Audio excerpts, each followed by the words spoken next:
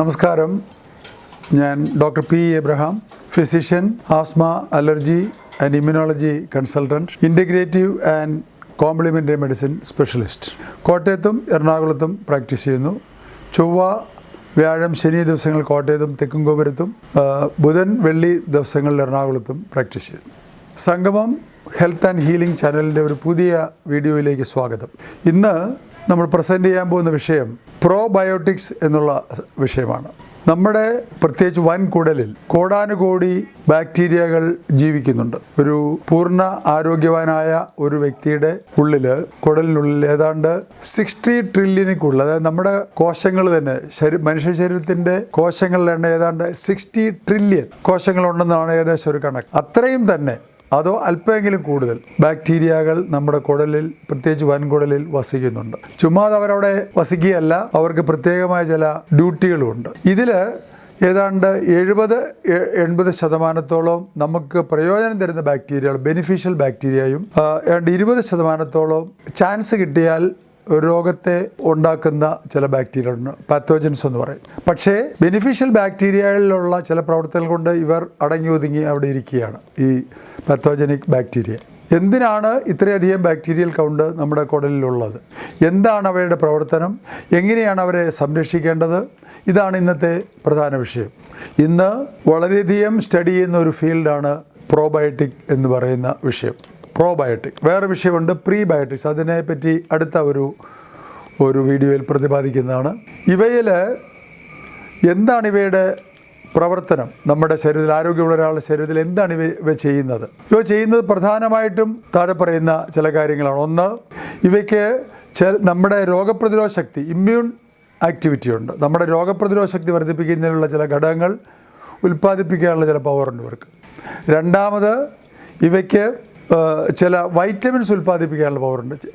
ഉദാഹരണത്തിന് ബയോട്ടിൻ, പിന്നെ ബിയിലെ ചില വൈറ്റമിൻസ്, ഇവയൊക്കെ പൂർണ്ണ ആരോഗ്യമുള്ള ഒരാളിൽ ഇവയെല്ലാം കണ്ടിന്യൂസ് ആയിട്ട് ഇവ ഉൽപ്പാദിപ്പിച്ചുകൊണ്ടിരിക്കും. മൂന്ന്, നമ്മുടെ കരളിൻ്റെ ഉൽപ്പാദനമായ ബൈൽ ചെറുകുടലിൽ വന്ന് പിന്നെ വൻകുടലിൽ വരുമ്പോൾ അവയെ റീസൈക്കിൾ ചെയ്യുക എന്ന് പറയും. അവയെ റീസൈക്കിൾ ചെയ്ത് ശരീരത്തിലേക്ക് പ്രയോജനമുള്ള രീതിയിൽ കൺവേർട്ട് ചെയ്തിടുന്നതിൽ ഇവയ്ക്കൊരു വലിയ പങ്കുണ്ട്. പിന്നെ ആൻറ്റി ഓക്സിഡൻ്റ് ആക്ടിവിറ്റി, അതിനെപ്പറ്റി തന്നെ ഒരു വീഡിയോ ഞാൻ ചെയ്യാൻ ഉദ്ദേശിക്കുന്നുണ്ട്.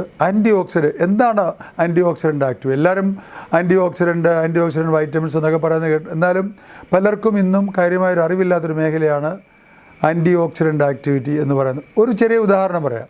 നമ്മൾ ഒരു സ്ഥലത്തൊരു കരിയിലേക്ക് ഇട്ട് തീ കത്തിക്കുക എന്ന് വിചാരിക്കുക. ഈ തീ കത്തിക്കുമ്പോൾ ആ ഫ്ലെയിമോടൊപ്പം ചില കരിയുടെ പാർട്ടിക്കിൾസ് ഇങ്ങനെ പറന്ന് നടക്കുന്നതാണ്. ഇവയെ നമുക്ക് പിന്നെ ഓക്സിഡേഷൻ റിസൾട്ട് മെറ്റീരിയൽസ് എന്ന് വേണേൽ പറയാം. ഇവ ശരീരത്തിൽ, ബ്ലഡിൽ കൂടി ശരീരത്തിന് എല്ലാ ഭാഗത്തിലും ഒത്തിരി ഉപദ്രവം ഓരോ കോശങ്ങളിലും ഇവ ചെയ്യും. അതിനെ തടയുന്ന പ്രവൃത്തിയാണ് ആൻറ്റി ഓക്സിഡൻ്റ് ആക്ടിവിറ്റി എന്ന് പറയുന്നത്. നമ്മൾ അമിതമായിട്ട് ഭക്ഷണം കഴിച്ചാലും ഓക്സിഡേറ്റീവ് ഫ്രീ റാഡിക്കൽസ് എന്ന് പറയും. ഈ ഫ്രീ റാഡിക്കൽസ് ധാരാളം ഉൽപ്പാദിപ്പിക്കപ്പെടും. അവയെ നശിപ്പിക്കേണ്ടത് ആരോഗ്യപൂർണ്ണമായിട്ട് ജീവിക്കുന്നതിന് ഒരു ആവശ്യ ഘടകമാണ്. അതേപ്പറ്റി പിന്നീട് ഒരു അവസരത്തിൽ പ്രതിപാദിക്കാം. അപ്പോൾ അങ്ങനെ ആൻറ്റി ഓക്സിഡൻ്റ് ആക്ടിവിറ്റിയും ഈ ബാക്ടീരിയ നമുക്ക് നൽകുന്നുണ്ട്. പിന്നെ ഇവ ചില ആസിഡ്സ് ഉൽപ്പാദിപ്പിക്കുന്നുണ്ട്, ലാക്റ്റിക് ആസിഡ്, അതുപോലത്തെ ചില ആസിഡ്. ഈ ലാക്റ്റിക് ആസിഡ് മുമ്പേ പറഞ്ഞ പോലെ 20% പാത്തോജനിക്, അതായത് രോഗാവസ്ഥ ഉണ്ടാക്കാൻ കഴിവുള്ള ബാക്ടീരിയകളെ അവയുടെ രോഗാവസ്ഥ ഉണ്ടാക്കുന്നൊരു സ്റ്റേജ് വരെയാണ്, അവയെ നശിപ്പിക്കാൻ ഉതകുന്ന വിധത്തിലാണ് ഈ ലാക്റ്റിക് ആസിഡിൻ്റെ ഉൽപ്പാദനം. അങ്ങനെ പല വിധത്തിൽ ഈ ബാക്ടീരിയ നമ്മളെ സംരക്ഷിക്കുന്നുണ്ട്. എങ്ങനെയാണ് ഈ ബാക്ടീരിയയെ നമ്മൾ കാര്യമായി നിലനിർത്തുക? ആ വിഷയമാണ് പ്രീബയോട്ടിക്സ് എന്ന് പറയുന്നത്. അതായത് ഇവരെ നിലനിർത്താനുള്ള ഭക്ഷണ രീതി, കാര്യങ്ങൾ, അവയെപ്പറ്റി പ്രതിപാദിക്കുന്ന വിഷയമാണ് പ്രീബയോട്ടിക്സ് എന്ന് പറയുന്നത്. ആദ്യം നമ്മളിപ്പോൾ സംസാരിച്ചുകൊണ്ടിരിക്കുന്ന പ്രോബയോട്ടിക്സ് ആണ്, അതായത് ബാക്ടീരിയയെ പറ്റിയുള്ള വിഷയം. അവയെ എങ്ങനെ സംരക്ഷിച്ച് നിർത്താം, അവയെ എങ്ങനെ വർദ്ധിപ്പിച്ച് നമ്മുടെ ആരോഗ്യത്തിന് ഉതകുന്ന രൂപത്തിൽ നിലനിർത്താം എന്നുള്ള വിഷയമാണ് പ്രീബയോട്ടിക്സ്. അപ്പോൾ ഈ പ്രീബയോട്ടിക് ഫുഡുകൾ കറക്റ്റായിട്ടുള്ള രൂപത്തിൽ എടുക്കുകയും, അല്ലെങ്കിൽ വളരെയധികം കുറഞ്ഞു പോവുകയാണെങ്കിൽ ചില ബാക്ടീരിയ ആയിട്ട് തന്നെ കഴിക്കുന്ന ചില ന്യൂട്രീഷണൽ മെറ്റീരിയൽസ് ഇന്ന് അവൈലബിൾ ആണ്. അവയെ എടുത്തിട്ടും നമുക്കിതിൻ്റെ കൗണ്ട് നിലനിർത്താൻ പറ്റും. എങ്ങനെയൊക്കെയാണ് ഇവ നശിക്കുന്നത് എന്നും കൂടെ നമുക്കിപ്പോൾ ചിന്തിക്കേണ്ട ഒരു വിഷയമാണ്. എങ്ങനെയാണ് ഈ ബാക്ടീരിയ നമ്മുടെ കുടലിൽ ഇന്ന് പലർക്കും പ്രശ്നങ്ങളുണ്ടാക്കുന്നത്? ഏറ്റവും കോമൺ ആയിട്ടുള്ള ചില വിഷയങ്ങളാണ് ഇവിടെ പ്രതിപാദിക്കാൻ പോകുന്നത്. ഏറ്റവും പ്രധാനമായിട്ടുള്ളൊരു വിഷയം, ഒരു നിയന്ത്രണവും ഇല്ലാതെ ആൻറ്റിബയോട്ടിക്സ് കഴിക്കുന്നത് തന്നെയാണ്. ആൻറ്റിബയോട്ടിക്സ് എന്ന് പറഞ്ഞാൽ ആ വാക്കിൻ്റെ അർത്ഥം, ആൻറ്റി എന്ന് പറഞ്ഞാൽ എഗൻസ്റ്റ്, അതിനെതിരായ, ബയോസ് എന്ന് പറഞ്ഞാൽ ലൈഫ്. അതായത് നമ്മുടെ ജീവിതത്തിന് അല്ലെങ്കിൽ കോശങ്ങളുടെ അല്ലെങ്കിൽ ബാക്ടീരിയകളുടെ എതിരായിട്ടുള്ള വസ്തുക്കളെയാണ് ആൻറ്റിബയോട്ടിക്സ് എന്ന് പറയുന്നത്. ആൻറ്റിബയോട്ടിക്സ് എടുക്കുമ്പോൾ നമുക്ക് പ്രത്യേകിച്ച് ഒരു സൈനസൈറ്റിസ് ഉള്ള ഒരാൾക്ക് ആൻറ്റിബയോട്ടിക്സ് എടുത്തു, സൈനസൈറ്റിസിന് ഉണ്ടാക്കുന്ന ചില ഹീമോഫിലസ് ഇൻഫ്ലുവൻസ അല്ലെങ്കിൽ സ്ട്രെപ്റ്റോകോക്കസ്, സ്റ്റെഫിലോക്കോസ്, ഇതിനെ നമുക്ക് കൊന്ന് നശിപ്പിക്കാൻ പറ്റും. പക്ഷെ ആ കൂട്ടത്തിൽ ഈ ഗുളികയുടെ രൂപത്തിൽ കഴിക്കുന്ന കുടലിൽ ചെന്ന് കഴിഞ്ഞാൽ നമുക്ക് ഈ ഗുണം ചെയ്യുന്ന ബെനിഫിഷ്യൽ ബാക്ടീരിയയും നശിച്ചു പോകാനിടയാണ്, ഒരു നല്ല അളവ് വരെ. അതുകൊണ്ടാണ് ആൻറ്റിബയോട്ടിക്സ് കഴിച്ചു കഴിഞ്ഞാൽ നമുക്ക് ക്ഷീണവും വൈറ്റമിൻസിൻ്റെ ഉൽപ്പാദനവും കുറഞ്ഞ് അല്ലെങ്കിൽ ഗ്യാസ് പ്രൊഡ്യൂസ് ചെയ്ത് ഇതെല്ലാം നമുക്കുണ്ടാകുന്നതിൻ്റെ ഒരു വലിയ കാരണം ഈ ബെനിഫിഷ്യൽ ബാക്ടീരിയ നശിക്കപ്പെടുന്നതുകൊണ്ടാണ്.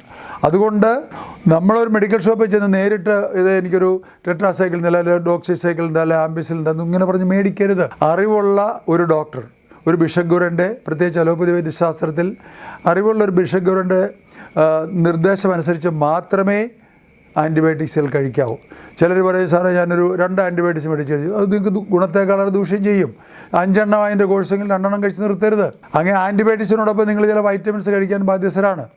അല്ലെങ്കിൽ അമിതമായിട്ട് ആൻറ്റിബയോട്ടിക്സ് കഴിക്കുന്ന ഒരു അവസരത്തിൽ നമ്മൾ അതിനുള്ള ചില ലൈവ് ബാക്ടീരിയ നമ്മൾ കഴിക്കാൻ ബാധ്യസ്ഥരാണ്. രണ്ടാമത്തെ കാരണം, ഇവ നശിക്കുന്നതിനുള്ളൊരു പ്രധാന കാരണം ഈ വറുത്ത് പൊരിച്ച സാധനങ്ങൾ കഴിക്കുന്നത് കൊണ്ടാണ്. പലരും ചിന്തിക്കാത്തൊരു വിഷയമാണ്. ഈ അടുത്ത കാലത്ത് കണ്ടുപിടിച്ചൊരു സംഗതിയാണ്. അതായത് കൂടുതൽ വറുത്തത് പൊരിച്ചത് നമ്മൾ കാണാമല്ലോ, എല്ലാവരും ഇളകിക്കഴിഞ്ഞാൽ വൈകുന്നേരം ആകുമ്പോൾ ഒരു സമോസ അല്ലെങ്കിൽ ഏത്തയ്ക്കപ്പം, വട, അതുപോലെ തന്നെ കാവറുത്ത് ഇങ്ങനെ കഴിച്ചുകൊണ്ടിരിക്കും. ഇവ കംപ്ലീറ്റ് ആയിട്ട് ഈ ബാക്ടീരിയ നാശത്തിലേക്ക് കൊണ്ടുപോകും. അതുകൊണ്ടാണ് സ്ഥിരമായിട്ട് ആളുകൾ കംപ്ലൈൻ്റായിട്ട് വരാറുണ്ട്. സ്ഥിരമായിട്ട് വറയും പൊരിയും കഴിക്കുന്നവർക്ക് അവർക്ക് ഗ്യാസും മറ്റുള്ള ശല്യങ്ങളും ഒരിക്കലും ഒഴിഞ്ഞു പോകാറില്ല. അപ്പോൾ അതിനെ ആ പ്രോസസ്സ് നമ്മൾ നിയന്ത്രിച്ചെങ്കിൽ മാത്രമേ നമ്മുടെ ഈ ബാക്ടീരിയൽ കൗണ്ട് നമുക്ക് അടയ്ക്കുള്ളൂ. അതുപോലെ വിദേശ രാജ്യങ്ങളിൽ നടത്തിയൊരു പരീക്ഷണത്തിൽ അവർ കണ്ടുപിടിച്ചത്, കൂടുതലായിട്ട് ക്ലോറിൻ ചേർന്ന വെള്ളം, നമ്മൾ ഇന്ന് എല്ലാവർക്കും പൈപ്പ് വെള്ളമാണ് ഉപയോഗിക്കുന്നത്. അതിനെ എല്ലാവരും വിചാരിക്കുന്നതിന് തിളപ്പിച്ച് കഴിഞ്ഞാൽ ക്ലോറിൻ പോകുന്നത്, അങ്ങനെയല്ല. യഥാർത്ഥത്തിൽ അത് ക്ലോറിൻ പോകണമെന്നുണ്ടെങ്കിൽ ഒരു പ്രോസസ്സ് ചെയ്യണം. ഒരു പരന്ന പാത്രത്തിൽ ഈ വെള്ളം പിടിച്ചു വെച്ചിട്ട് ഒരു മഗ് വെച്ചിട്ട് ഇതിനെ ആറ്റി ഒഴിക്കുന്ന പോലെ പല പ്രാവശ്യം ഒഴിച്ചു കഴിഞ്ഞാൽ മാത്രമേ ഇതിനകത്ത് അടങ്ങിയിട്ടുള്ള ഈ ക്ലോറിൻ ഡിഫ്യൂസ് ചെയ്ത് വായുവിലേക്ക് കടന്നു പോവുകയുള്ളൂ.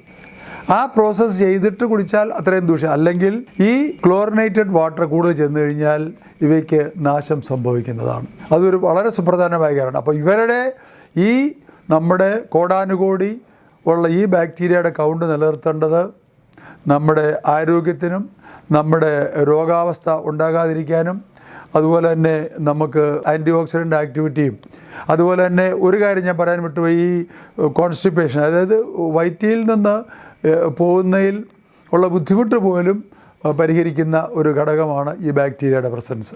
അപ്പോൾ ഈ കോൺസ്റ്റിപ്പേഷൻ ഉണ്ടെങ്കിൽ അത് ഇങ്ങനെ എല്ലാ വളരെ നല്ല കാര്യങ്ങളും നമുക്ക് നേടിയെടുക്കുന്നതിൽ ഒരു സുപ്രധാന പങ്ക് വഹിക്കുന്ന ഒരു ഒരു ഒരു ഘടകമാണ് നമ്മുടെ വൻകുടൽ. പ്രത്യേകിച്ച് വൻകുടൽ, ചെറുകുടലിലൊക്കെ ഉണ്ട് ചെറിയ അംശത്തിൽ, പക്ഷേ വൻകുടലിൽ ജീവിക്കുന്ന ഈ നമ്മുടെ സുഹൃത്തുക്കളായ ബാക്ടീരിയ.